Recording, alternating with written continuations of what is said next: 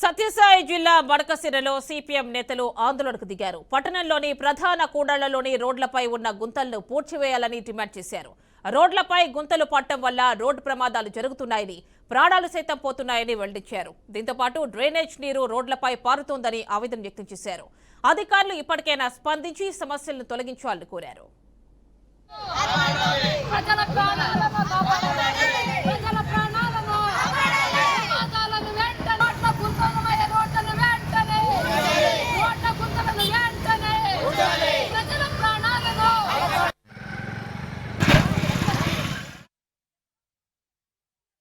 బైక్లో వచ్చే వాళ్ళు కావచ్చు, తర్వాత ఆటో వాళ్ళు కానీ ఎంతో మంది వెహికల్స్ వాళ్ళు రాత్రి పూట్లో పడి